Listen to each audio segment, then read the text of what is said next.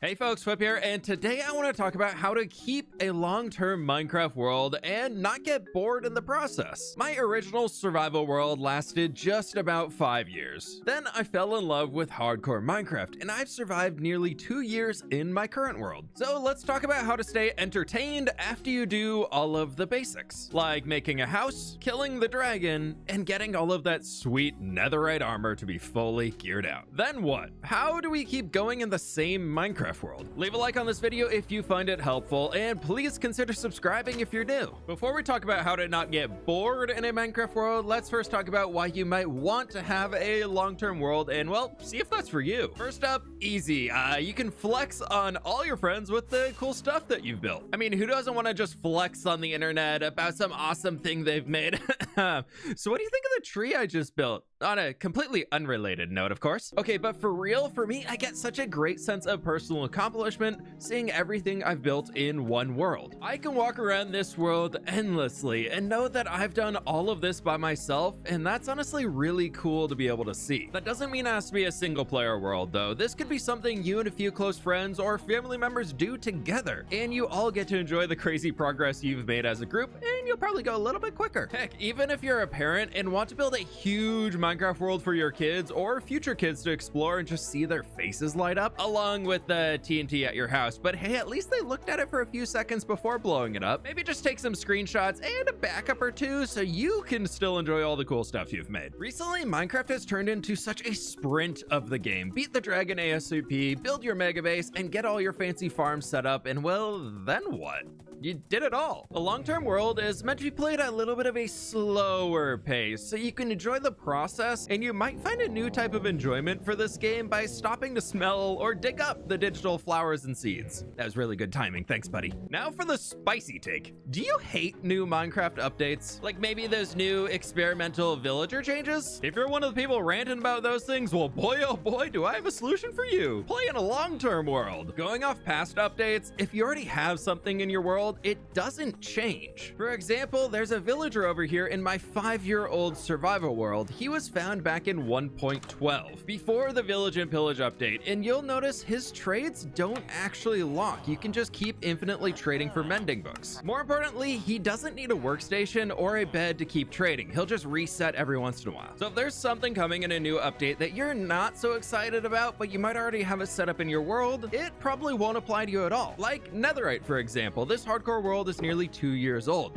So you can see in here we've got a bunch of books, and over here we've got a bunch of different netherite tools, mostly in here, and a lot in here, more in here, and over here. So all of my netherite armor and tools are from before 1.20, so I didn't need to use the upgrade template, and I probably will never need it. Now sure, if you lose the stuff or the villager dies, you will need a replacement, but that's your fault. So get good and stop complaining. Something a little bit less spicy now. You'll eventually clear out so many blocks inside your world that you'll just have too many materials to know what to do with, meaning storage rooms will always be full. And you can pretty much ignore gathering materials in your world if you want to keep building forever and ever, except spruce. We always need more spruce. My personal favorite part of a long-term world is I know that everything I build, remove, change, or whatever you want to say has an impact on this world. Everything I build in this world has a reason to exist and has an impact on the world, whether I just walk by it on the way to a farm or just to build a really cool village that I consistently walk around inside of. I will constantly see these things again, and I absolutely love it. That's how I got hooked on the long-term playstyle in Minecraft. If you have any other reasons that keep you playing, let me know down in the comments below. Now let's talk about pacing, because this is very important to not burning out. The way I make sure I don't get burned out and stay entertained is how I've set up my world to be sustainable for enjoyment. I constantly have something new that I'm working towards. Starting small with your builds and farms you make is step one. Scale up your projects as you go along. Don't start with the 200,000 block mega base. Start with a house. This also applies to farms. Build a small starter iron farm instead of building the 1 million iron ingots per hour farm right away. That'll take you more than a month without any of the extra steps to help you out, just to make it a little bit easier. Then as your world grows and you want a new project, update the iron farm and make a bigger one when you're running out of iron and need the materials. Taking the time to start small and just enjoying making something simple that gives a sense of accomplishment will help you keep motivation to level up all your projects as you go. I always like to make a building for each farm or thing that I build, as it's really easy to make the world feel so much more established right away. As I have my starter house right over here. Inside we have a kitchen space and my storage room that I still use. Upstairs we have our bedroom as well as a little lounge. Then you can walk through this connecting bridge to get over into a building that is separated but stores my enchanter at the top. Now, instead of some boring ladder in my basement, I have a full mine building over here with a minecart ride that takes me all the way down to the bottom of the world, stopping off at every layer for mining with systems where I can drop resources in that take them up to the storage at the surface. That way, if I want to zone out and keep mining for longer, I can do that and I don't have to worry about my inventory being filled up. After that, I started to grow the surrounding area with a few villagers, some auto farms, and just getting all of the basics set up, really focused on building a world though, before I started expanding into much larger projects. One fun step I've also started to do here is including world maps of what I create and updating them every few months to preserve the history of the world. So you can see all the way here from episode 3 way back in December 2021 through to the latest edition, which does need an update of July 2023. It's grown a little bit, but taking a look at this one and comparing it back to the original, I can just see how much progress I made in a second. Well, I can see the difference in a second. I didn't do all that I wish I was able to do that in a second. That'd be pretty cool. Now, I know I said to start small, but that doesn't mean you can't set big, massive goals you want to work towards. If anything, I actually encourage that. Give yourself something big you want to build up to. For example, my goal of the hardcore world is to create a fantasy world full of interconnected civilizations, which one means I need a lot of different cities, towns, and villages. And two, I need to link those up with roads to connect it all. This opens the doors to an unlimited number of projects. Before you get scared, to get started, you need to break down your goal down into steps that you can actually reasonably complete. I've recently fallen in love with using a project list, like this one right here, as it keeps track of everything in-game that I want to do, and I put little turtle emojis next to the completed ones for fun. My favorite part about this is the crazy project in my brain eventually becomes a reality in the world. So whatever you always wanted to do in Minecraft, you can do it if you just slowly work towards completing the goal. Survival Minecraft is about the journey,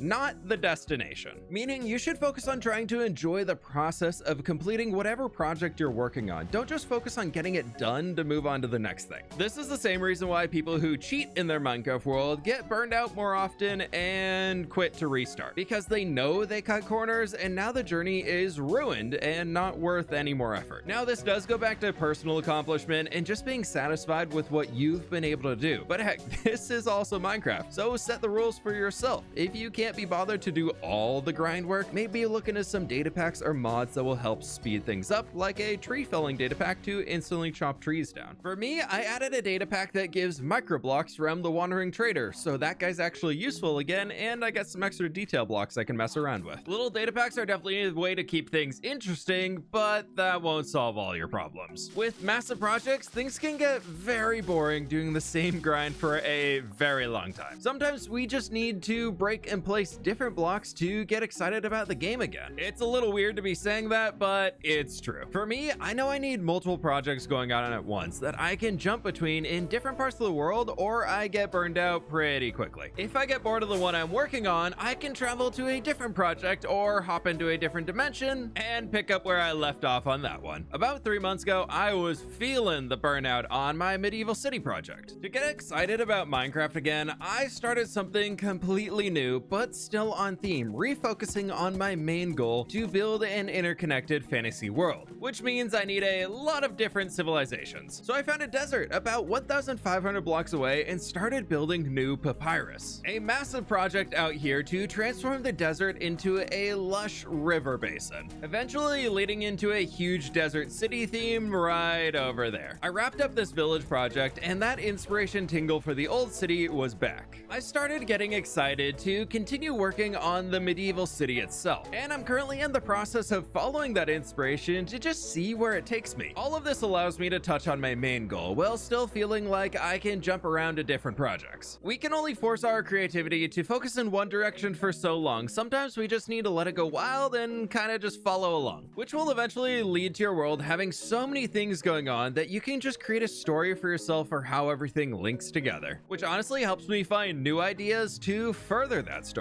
Or you can use the idea that a picture speaks 1,000 words, like I do, and you can just let the story be up to the person looking at it without you ever having to write down a word about what is actually happening here, but allowing your buildings to communicate an idea across, like weird little magic glass thingy. Sure, I might have my own reason for where certain buildings exist in this world and why they exist, but some fans have created some really cool fan art stories telling their own stories about my world that are completely different than what I've said. Are they wrong? No. Could they be true? Yeah, maybe. Who knows? At that point, it's up to whoever's looking at it. Now, the one thing I do know as a survival builder is that I need a lot of blocks. So sometimes I have no option but to grind out a massive project until a farm is completed. I do try to line these up with times where I just don't have any desire to create any new buildings. Block breaking has turned into almost a form of meditation therapy for me, as I can just zone out and just break everything in front of me as I'm going. Now, I acknowledge that that can only stay interesting for so long, so I do allow myself to use things like TNT duping to speed up the process of removing entire land masses and get back into that building stage yet again.